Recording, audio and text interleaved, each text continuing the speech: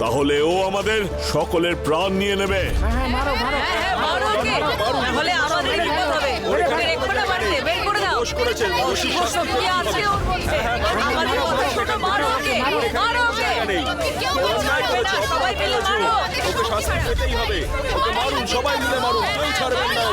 অশুভ ছায়া, এটা তুমি বলছো বাবা? আর আপনারা সবাই কোন সমাজে বাস করছেন? শুধু আপনাদের মতো লোকেদের কারণে এই পৃথিবীতে জানি না কত অসহায় মেয়েদেরকে ভূত প্রেত বা ডাইনি ভেবে মেরে ফেলা হচ্ছে। এ নির্দোষ নয় প্রেম, ওর ঘরের তল্লাশি নেওয়া হয়েছে। ও এমন অশুভ শক্তি লুকিয়ে রেখেছিল যে আমরা সবাই মরতে মরতে বেঁচেছি।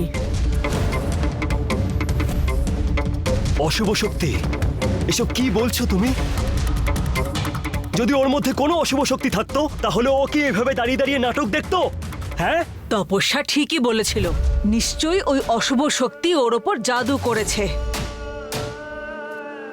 একে আর কোনোভাবেই আমরা ছাড়বো না। একে আজ আমরা শেষ করেই দেব।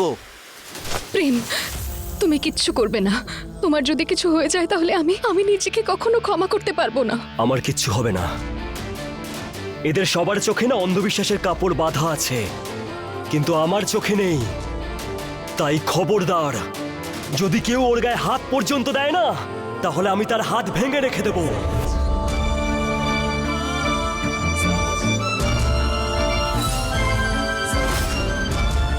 আরে যেভাবে তুই নিজের বউকে নিয়ে চিন্তা করিস সেরকমই আমাদের সবার নিজের বউ বাচ্চার কথা চিন্তা করতে হয়। আর আজকে আমরা ওকে শেষ করেই ছাড়বো, আর দরকার পড়লে আমরা তোকেও শেষ করে দিতে পারি।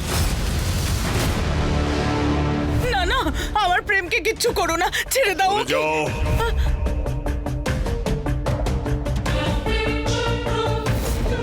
অনেক হয়েছে তোমাদের।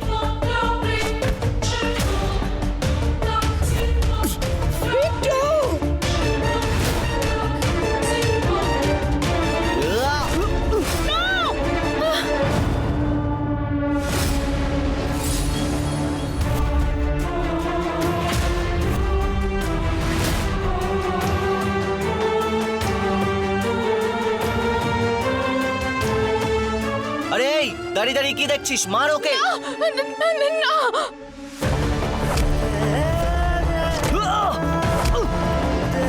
ছেড়ে দাও আমার প্রেমকে, ওকে মেরো না। একে তাড়াতাড়ি মায়া বনে নিয়ে যাও।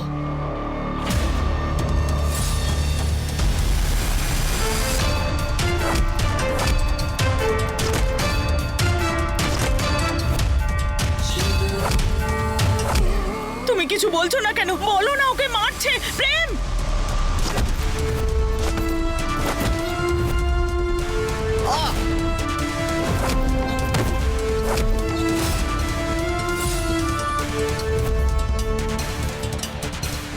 প্রতিজ্ঞা, প্রতিজ্ঞা কোথায় গেল?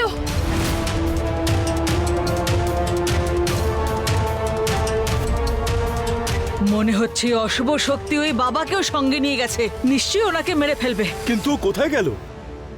যেখানে ওর যাওয়া উচিত। এবার রানী কর্ণমোহিনী ওর কাছ থেকে কুণ্ডলটা নিয়ে ওকে নিজের হাতে মারবে। নে, হয়েছে তো শান্তি।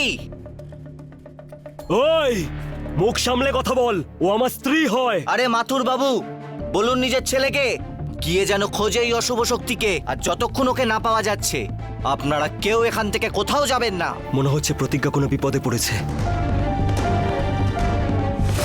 প্রেম, খোলো, আমায় বাইরে আসতে দাও প্লিজ, আমায় ছেড়ে দাও।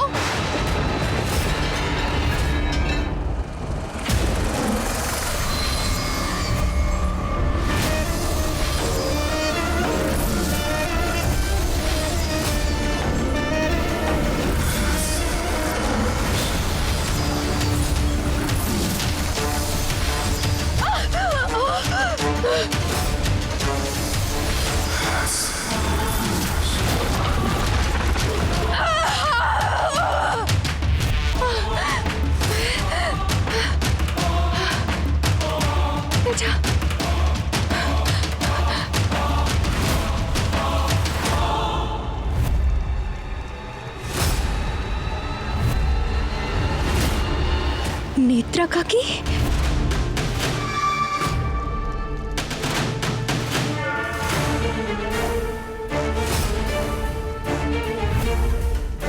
নেত্রা কাকি, তুমি এখানে?